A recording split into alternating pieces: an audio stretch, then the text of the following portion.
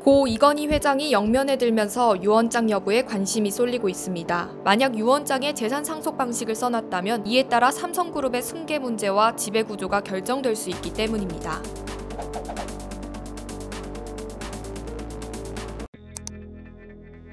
이건희 삼성그룹 회장이 남긴 삼성계열사 주식은 삼성전자 15조 원, 삼성생명 2조 6천억 원 등 18조 2천억 원에 달하는 규모입니다. 이 회장은 지난 2014년 급성 심근경색으로 쓰러진 뒤 6년 넘게 병상에서 의식이 없었습니다. 따라서 이 기간에 유언장을 작성했을 가능성은 적습니다. 또 쓰러지기 전까지 왕성한 외부 활동을 했기 때문에 고 이 회장이 죽음을 대비해 미리 유언장을 남길 필요를 느끼지 못했을 거라는 관측도 나오고 있습니다.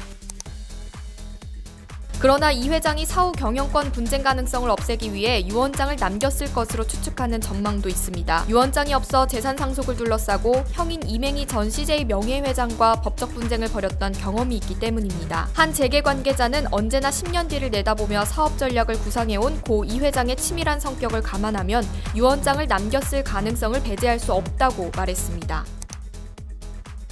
유언장이 없을 경우 법적 상속 비율대로라면 아내인 홍라희 전 리움미술관장이 이 회장 재산의 33.33%를, 자녀인 이재용 부회장과 이부진 호텔신라 사장, 이서연 삼성복지재단 이사장이 22.22%씩 물려받게 됩니다. 하지만 재벌그룹사 회장이 자신의 지분을 법정 상속분대로 나누게 둘 리가 없죠. 자칫하면 기업의 운명이 달라질 수 있으니까요. 꼭 유언장이 있지 않더라도 유가족 간 합의가 있다면 차후 경영권 유지를 고려해 유산 배분이 이뤄질 수 있습니다. 때문에 홍 전 관장이 이 비율을 따르지 않고 이 부회장의 경영권을 안정시키기 위해 이재용 부회장에게 지분을 몰아주는 쪽으로 지분 상속의 교통정리를 할 가능성이 있습니다. 대신 부동산과 예금 등 현금성 자산은 두 딸인 이부진 호텔신라 사장과 이서연 삼성복지재단 이사장 몫이 이 부회장보다 많을 것으로 예상하고 있습니다. 실제 LG그룹의 경우 2018년 고 구본무 LG그룹 회장이 유언장 없이 별세했지만 법정 비율대로 상속하지 않고 유족 간 상의를 통해 구광모 LG 회장이 구본무 회장의 LG 주식 11.28% 중